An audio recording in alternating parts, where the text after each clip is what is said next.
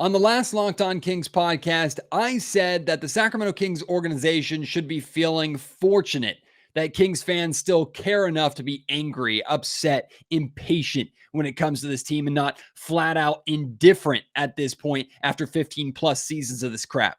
Well, it turns out I was wrong. Kings fans are indifferent. And they're becoming more indifferent by the day. And of course, a performance like tonight's loss to the Portland Trail Blazers, a team that gives up 113 points per game on average. The Kings only able to score 88 points against that Blazers team. Yes, of course, the Blazers are missing their stars. No point of even bringing that up anymore. That's just to be expected with this group at this point in time.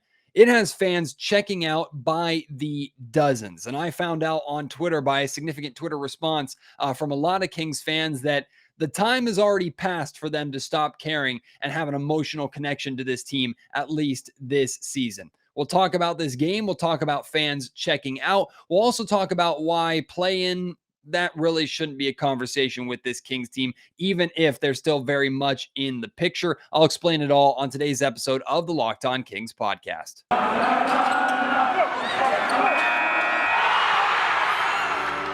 You are Locked On Kings, your daily Sacramento Kings podcast, part of the Locked On Podcast Network, your team every day.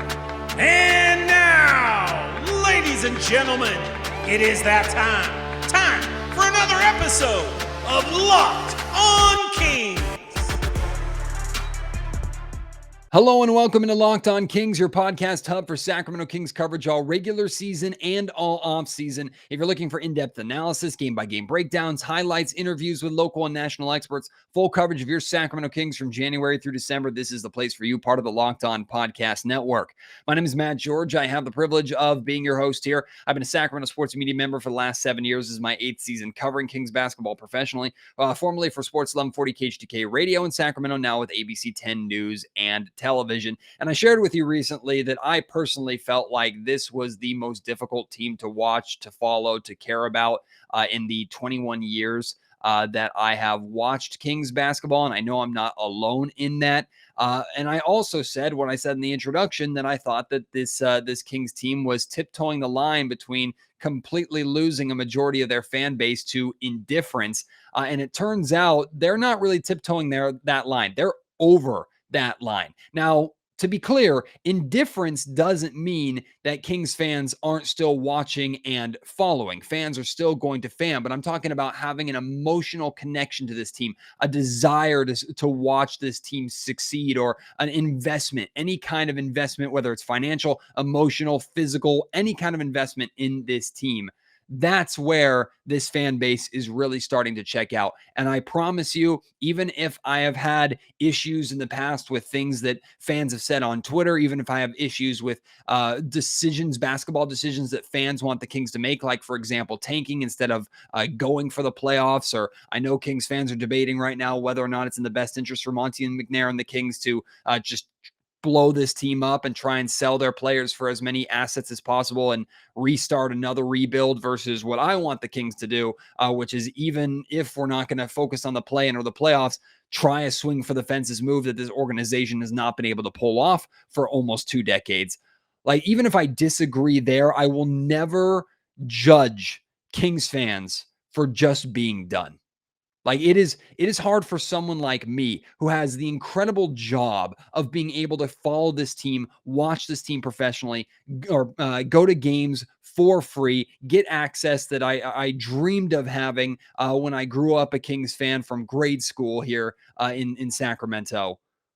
Even me, with all of that, I have a hard time caring. I'm forced to watch because it's my job, but I find myself easily distracted, wanting to be distracted, and, like I said on my most recent podcast, at times completely dreading a Kings game, a game night, knowing that I'm going to be pretty much wasting my time sitting on my couch or going to the arena watching the same damn thing every single night, only to turn on this podcast, start recording, turn on this microphone, and try to present it to you in an entertaining and unique but informative and impactful way. I'm not going to BS you here. There is no BS here. There's nothing exciting. There's nothing encouraging about the Sacramento Kings right now. And as much as I miss being the optimist, as much as I miss wearing that optimism jersey in my closet, and as much as I miss pissing people off with my blind optimist act on social media that I had a couple of years ago, that was always rooted in some kind of truth. That optimism, there's always a reason for it.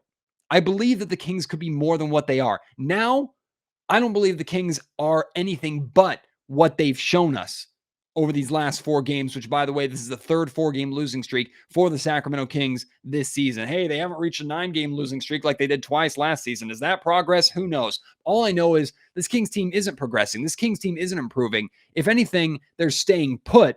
But honestly, they're trending down. They're moving in the wrong direction. So it does not surprise me, nor do I have any issue at all with Kings fans saying, I can't do it anymore. I'm done. I'm not going to invest my time. I'm not going to invest my money. I'm not going. There's so many better things that I could do than follow and watch this Kings team. I've had a lot of people tell me, and it's hard to argue with them, this Kings team is the most unlikable Kings team in recent memory, maybe of all time.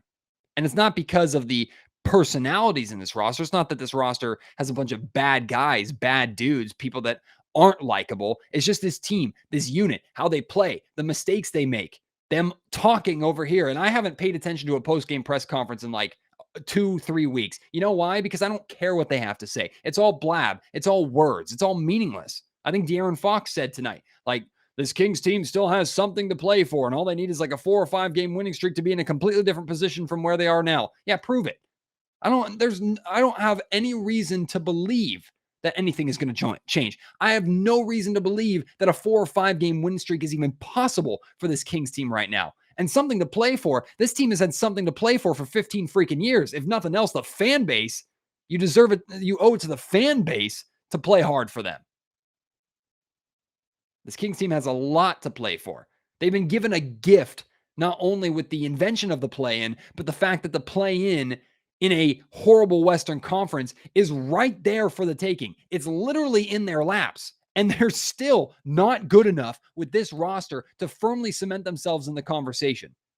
The West is absolute garbage for the first time in forever. Since I was a kid, the West is trash, and the Kings are trash right along with it. They do not take advantage of opportunities. Like, for example, taking on a shorthanded team like the Portland Trail Blazers. Yep. No Damian Lillard, no CJ McCollum. No problem for the Blazers. Anybody surprised? Anybody? You watch the Kings at all this season? Are you surprised by the Kings losing to the Blazers who are missing their best players? Absolutely not. Absolutely not. Like, it was a joke for a while. It was a coincidence. Oh, wow. It just seems like this Kings team, man. It's funny, right? They play better when they play the best players, but when those best players are out, they seem to play worse. That's weird, but it's just a coincidence. It's only a couple of games. No, this is who this Kings team is. That's who they are. This is who the Sacramento Kings are. If they take on a team that is missing talent, missing star talent, they have a bigger chance of losing. Why? Because one, they take their opponents for granted. Even if they say they don't and try to play like they don't, they 100% do. They're mentally weak. Number two is every single team on the planet who has young guys who have something to prove, guys who are waiting for their opportunity for a guy like Dame Lillard and CJ McCollum to go down so that they can take on those big minutes and prove they belong in the NBA. Every single one of those guys looks at the Sacramento Kings, even if the Kings are completely healthy, and licks their chops because they know they're going to get theirs. They know that the Kings might as well be a showcase opportunity. Every single night, there are players that we mock and say they have no business scoring. Who's going to get the career high that we don't know about on a nightly basis against the Kings? It's more than a joke. It's genuinely a mindset for everybody outside of Sacramento who comes into a game against the Kings. Simmons tonight, Anthony Simmons had 31 points? Something like that? Yeah, 31 points for Anthony Simmons, 31 points. You best believe with Damian Lillard being out, Simmons walked into this game and went, I'm getting mine. I'm going against the Sacramento Kings. And I don't even care if I'm going to be guarded by De'Aaron Fox or Tyrese Halliburton because they don't guard anybody, because the Kings don't guard anybody. I'm going to get mine. This is going to be easy. He comes into the game with a confidence. He knocks down shots. He scores 31 points, and he leads the Blazers to the win. But all things considered, as bad as the Kings defense is, they only allowed 103 points. Like this, if the Kings are only allowing 103 points, they should be winning basketball games because the Kings defense is so good, right? The Kings offense is so good, not the defense. The defense was terrible. If the defense was just a little bit better, this Kings team would be great. They're a playoff team because offensively, man, they're top half of the league easily. Well, that is until they struggled to score more than 88 points against a Blazers team that gives up 113 points per game. 88 points. It's pathetic. It's just pathetic. This Kings team is just unwatchable. They can't even do what they do right. Everything is wrong. Everything is bad. And it's something new that's bad every single night. And sometimes it's a combination of everything that's bad. Like in a game like tonight. De'Aaron Fox and Tyrese Halliburton. I've talked recently about good games that they've had. Of course, they are the future of this Kings team, we think. I know some of you may want the Kings to try and trade both of those two, get assets and move on, or maybe keep only Halliburton or keep only De'Aaron Fox, whatever boat you're in. As of right now, Fox and Halliburton are the best two players on this Kings team. They are the future of this Kings team. They're the future backcourt that we've talked about. We talked about it all offseason. We talked about it all this season. We talked about it all last season. Like the idea was that was going to be your 1-2 punch going forward. Well, that 1-2 punch tonight combined for just 31 points. Simmons and Ben McLemore, yeah, that's two-time Sacramento King Ben McLemore, combined for 44 points. Your best players, your two best players, your starting backcourt, was outscored by the Blazers' starting backcourt, but not the one led by CJ McCollum and Damian Lillard. That happens a lot, and that wouldn't surprise anybody. But a backcourt of Simmons and McLemore outscoring your two best players by 13 points. Sad. Just sad. And not that anybody was any better on the Kings. I mean, you got 13 points from Harrison Barnes, who's truthfully been basically non-existent since his hot start to the season, which really sucks because I love HB and I argued for keeping HB. Now, you know what? If he's on the trading block, so be it. Who cares at this point? Alex Len seemed to be the best player on this Kings team, which means the Kings are a bad team. And I love Alex Len, but he finished with 16 points, 10 rebounds. He was really the only one who was playing like he gave a damn and was anything of, I guess, significance. He got the start tonight with Damian Jones, unfortunately going into health and safety protocols. Chimezie Metu returned, played 13 minutes, scored 4 points. Buddy Hield was the only player with double digits off the bench. He just finished with 10 on 4 of 13 shooting. The Kings as a whole shot 38% from the field, 22%, 7 of 31 from three-point range. We know the defense is supposed to be terrible. But the offense has been terrible far too often right along with it. Now the Kings are 16-26. Yeah, they're 10 games under 500. We're only 42 games into the season. Yeah, we've reached the halfway point, but we still got a long way to go. And even if the Kings are in the 12th seed, only a game back or half a game back of the 10th seed and still in the mix for everything, I don't want to hear about the play-in right now. And I'll explain why more in just a little bit. Because as of right now, when I look at this Kings roster, what do I see? I see a bunch of talented but defeated individuals. I see a roster of NBA talent who doesn't know how to play together, who looks completely lost on the floor, who makes the same mistakes on a nightly basis and doesn't have the IQ or the willpower to fix it. And on top of that, there are big names on this roster. Buddy Hield and Marvin Bagley are the main guys that I'm talking about, who you know, and I'm sure there are more, who we know are counting down the days to the trade deadline because they want out. And these guys have not even tried to hide it. Buddy Hield has flirted with coaches, flirted with owners, flirted with everybody he could possibly flirt with in almost every NBA city that the Kings have gone to, but especially against like LA, the Clippers, and the Lakers. Marvin Bagley, he hasn't said anything he doesn't need to. His agent and his camp does all the talking for him. And we know Marvin, even if he's doing the right things on the floor, off the floor, he hasn't denied it. So I can only assume he agrees with his camp. He wants out. He wants to move on. Like this, that's what this Kings roster is. They're a bunch of defeated individuals, some of which, maybe many of which, are counting down the days to the trade deadline. That's what this Kings team is, man. And the organization expects fans to keep paying attention, to keep investing their time, investing their money, investing their passion, their emotion into this group. Give me a break. And give me a break with the play-in talk, man. We'll get into that more in just a second. If anything, if you could turn this night into a positive from a Kings perspective, the only way to do it is by making money on the fact that you expect the Kings to lose. Hell, if you are a betting man or woman and you are seeing a game where the Kings are going into a game against a team that is missing their stars, you know how to make money. Bet on whichever opponent the Kings are playing. Bet on that team, because more than likely, with those stars being out, the money lines are actually going to favor the Kings.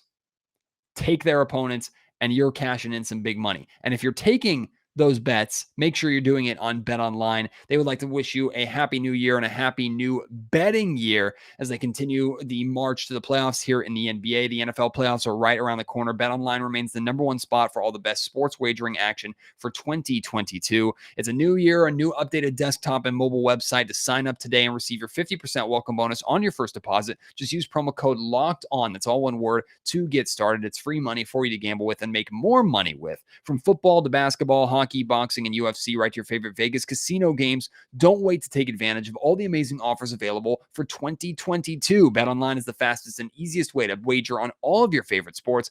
BetOnline, where the game starts. You know how big of a fan I am of Katie Christensen, who is just recently here on the Locked On Kings podcast. You know how thrilled I am for her to be in her broadcast role now as the full-time color analyst on Kings broadcasts. I appreciate Mark Jones. I appreciate Kyle Draper. They have a very difficult job of, and no, I mean, sure, you might roll your eyes at that and say, I mean, compared to other jobs in the world, they have a pretty glamorous and fun job. And yes, that is true. But to be on a broadcast, to broadcast about this team every single night, to see this same failure every single night and try and make it compelling, try and keep an audience, continuing the conversation, believe me, it's not an easy thing to do. But here's the thing. I know that they're team employees. I know that it is also their job to not necessarily push the agenda, because that's kind of it's undermining what they do. It's not necessarily pushing an agenda, but it's trying to locate and push the positivity to a fan base that the Kings and that Katie and Mark and Kyle, they know very, very well that the fans are tuning out and that most TVs are being turned off at the end of the first quarter at halftime at this point. Like that's the reality of the situation. They are aware of it. They have a very tough job of trying to keep that audience engaged and keep themselves engaged, quite honestly, with this group. That being said, they really have to work sometimes to find positives. And sometimes they latch on to the same things and push the same things over and over again. One of which I've talked a lot about is Buddy Hield being an elite shooter compared to Steph Curry being right behind Steph Curry in three-pointers made. I think he's ahead of Steph Curry in three-pointers made over the last month or something like that. Woo. And saying every time he hits his first shot that he's going to get going, whatever. Or talking about, man, all the Kings need to do is string together a couple defensive stops here. They're down by 15 with 3 minutes left. But yeah, let's talk about them stringing together some defensive stops here as if they have a hope and prayer. But the thing that's been getting to me the most, and I get what they're trying to do, they're right by the standings, so they're not going to stop doing it. And I understand why. But I'm tired of hearing Katie and Mark and Kyle and whoever is on that broadcast talk about the play-in and say the Kings, they have a lot to play for right now. They still firmly find themselves in the play-in picture, and each one of these games matters, and this is a team that has a very legitimate road to the playoffs. No. Like, I get that mathematically they still have a phenomenal shot of making the play-in. And that, by technicality, would be considered postseason basketball. Although I've said it before and I'll say it again, and I hope the NBA doesn't consider it ending the playoff drought, because it wouldn't end the playoff drought in my mind. And plus, the play-in was never the goal. I'll say that again. The play-in was never the goal. Making the playoffs by way of the play-in, that was the goal. So this Kings team might be scratching and clawing and may very well end up in that 10th seed. So they'll at least get to play one road play-in game. But there's no reason to believe, it's possible, but there's no reason to believe that this Kings team, as they stand right now, will win 2 games, assuming they're in a 10th or 9th seed, will win 2 single elimination games to actually put themselves in the playoffs.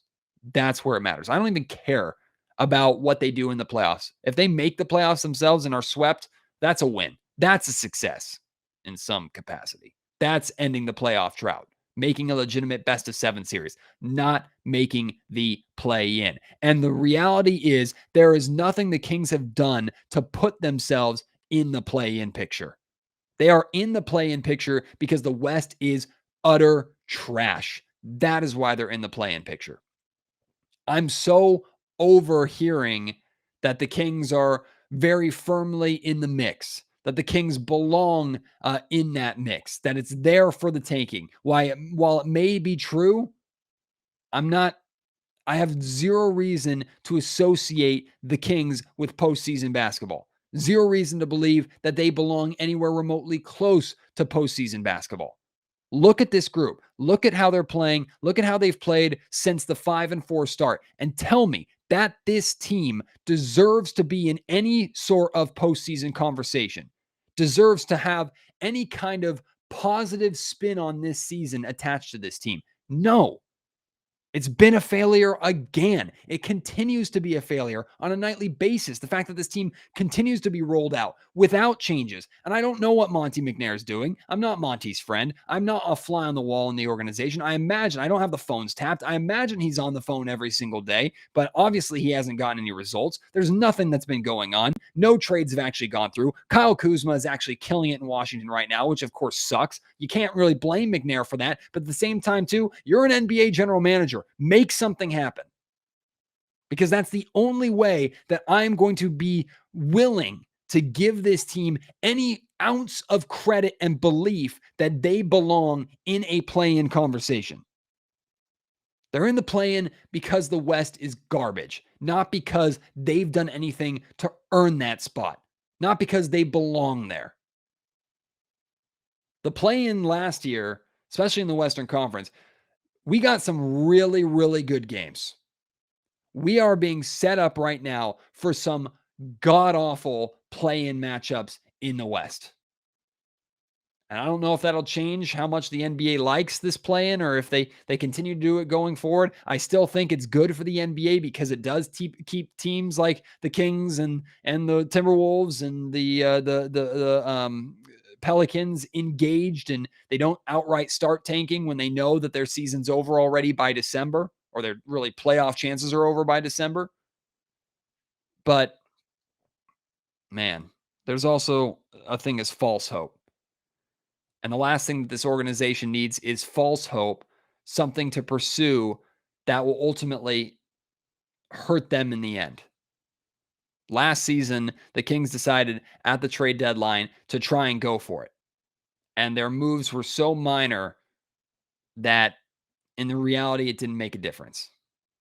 Now, the Kings have made no moves. It's the same roster. It's the same problems. I still want to swing for the fences move, but who knows? Who knows what Monty's thinking? Who knows what these Kings are thinking right now? But I know what I'm thinking. I'm thinking this team is unbearable to watch. And that's just the fact of the matter of it. And I'm not alone. I'm going to read for you some of the tweets that I got tonight from Kings fans who have just told me, you know what, they're done. They don't even have the energy to be mad anymore. They're checked out. I know Twitter doesn't represent an entire fan base by any means, but these tweets are pretty telling.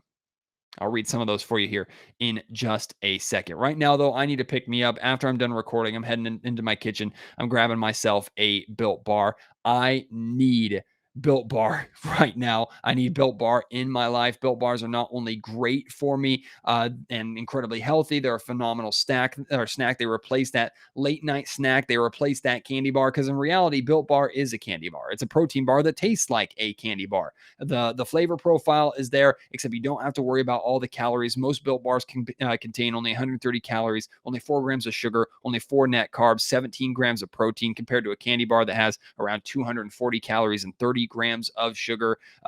Built Bars, they're just so much better for you. They're covered in 100% chocolate. You have a wide variety, so you won't get bored of the Built Bar flavors. My favorite is mint brownie, but they have so many for you to choose from. And I've shared before, like, I'm a very picky eater, especially when it comes to protein bars and protein-based products. I used to only really taste, the protein powder or the protein supplement. I wouldn't really get the flavor profile, or it wouldn't be the most dominant thing that I tasted. With Built Bars, I am biting into a mint brownie when I have a mint brownie bar, or I'm biting into cookie dough when I have a cookie dough bar, or I'm biting into raspberries when I have a raspberry bar. Plus, that 100% chocolate on top is just the icing on the cake in so many ways. So with those New Year's resolutions, trying to get healthy or just feel better about yourself, make sure you incorporate Built Bar into that. And when you go to built.com, use promo code use promo code locked on, or locked 15, excuse me. That's important. Promo code locked 15 for 15% off with your order. Again, that's promo code locked 15 for 15% off at built.com. You've heard me blab enough. Now it's time to hear from the actual fan base. And look, I've said it before and I'll say it again. This fan base, I mean, and I know I'm biased because I grew up part of this fan base. I've been around this fan base my entire life, but there is not a fan base in sports like the Sacramento Kings fan base. There is not a more loyal fan base on the planet than the Kings fan base. The crap that those fans have been through, all of us have been through, with the relocation, with garbage basketball for 15 plus years, with all the coaches, all the players, all the drama, the mockery from around the league.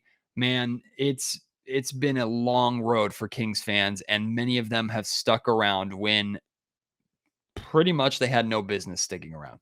And I know this Kings organization, I hope they know how fortunate they are to have a fan base and to be in a city that is as loyal as Sacramento and Sacramento sports fans are. That being said, with the declining attendance, and of course, COVID has something to do with it, I'm not disregarding that. And with this team continuing to be bad, fans are checking out. And this team has lost a ton of games. They've lost players. They've lost their minds. But they have always had that fan base. They've always had that support. If they start to lose that support, this organization gets close to having nothing left. And as of right now, I'm not saying these fans are checking out for good, that they're becoming Golden State Warriors fans or stopping to care about basketball altogether. That's way too extreme. But this fan base is checking out. They're not caring. They're not watching. They're not investing their time. They're not investing their money anymore. And it's not just me saying that and speaking for them. Take my word, or don't just take my word for it. Here you go. I put out on Twitter during the game, or it was around the third quarter. I said, like I said earlier on Locked On Kings this week, the Kings organization should be thankful that fans care enough to be angry right now. If this keeps up, that anger will become indifference. And here are just some of the replies that I got from my guy Alan. They are not worthy of anger. From Ryan, I'm apathetic. I don't go to games. I don't watch games. I'll check the score on my phone, but that's it. I always love the Kings, but I won't pay attention close until they give me a reason to. I used to get mad, but it's too much negative energy with this team. From Mark Wong, born and raised in Sacramento, lucky enough to work for the team during the glory years. I became a season ticket holder, dropped them before the season, stopped buying gear for myself and recording games, just follow for score and for background noise. Nick Cahill, people have just tuned out. Hard to talk Kings with people right now. Even season ticket holders don't have the will or the time. From Quarantine Al, I was just talking to my brothers about this. We are all lifetime diehard fans, but it's really hard to care about this season. Do something, please, at Sacramento Kings. A lot of people telling me they're not mad. A lot of people saying they just have apathy at this point. A lot of people saying they're already indifferent. Indifference has been here. From Mike, Matt, I'm a season ticket holder, and I can truly say I don't care about the Kings anymore. I won't watch them. They aren't worth 1 second of my time. From Alex, like a lot of comments in this, I'm also indifferent already. I've been locked into the Kings games for 17 years, and this is the first game that I chose not to watch. There are so many responses like this on my Twitter account that you can go and see and add to if you want, at Matt George Sack on Twitter. And if you're not on Twitter and you want to chime in, please do so. You can do that via email, mattgeorgesports@gmail.com, or you can publicly leave your thoughts down in the YouTube comment section down below. But this fan base is checking out, and I don't blame them. The Kings need to give them a reason to start paying attention. And I truly don't believe, and I hate saying this, I do not believe that this current version, there's nothing they can do to get back to that point, to get back to the point of drawing fans in. They're just not good enough together. They cannot do it. They're not capable of doing it. They have the potential, they have the ability, but they are not going to be able to do it. This group cannot do it. I have no issue saying that. It sucks, but I have no issue saying it. That's what I firmly believe at this point in time. So McNair needs to make some moves, not just for the sake of trying to save this season, but for the sake of getting Kings fans to buy in again. Because the Golden One Center is only going to get more empty. TV ratings are only going to go down. And unfortunately, Locked On Kings podcast listens are only going to go down. It's already started to happen. But for those of you who continue to listen, I appreciate you so much. I know it's been hard. I know you're exhausted. I am too. But we can get through this together. Still have great Kings-related and NBA-related content for you here on Locked On Kings that I hope you stick around for. But if you need a break from time to time, I don't blame you whatsoever. Just make sure you come on back. If you want to leave a review for the Locked On Kings podcast, best place to do that is at Apple Podcast or iTunes. But you can also, if you're listening on Spotify, hit the 5 stars there.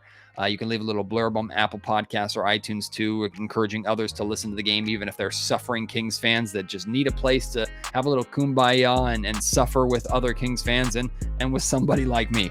Bring them over. I would love to be able to talk to them again. Reach out on Twitter, via email, on YouTube. I'd love to get in contact with you there as well. And, oh yeah, by the way, the Kings play again tomorrow night. They play the Cleveland Cavaliers. Oh boy, that should be fun. Regardless of what happens in that game, we will have a Locked On Kings post-game pod for you, so I hope you'll join me for that. Until then, my name is Matt George. You have been listening to Locked On Kings, part of the Locked On Podcast Network.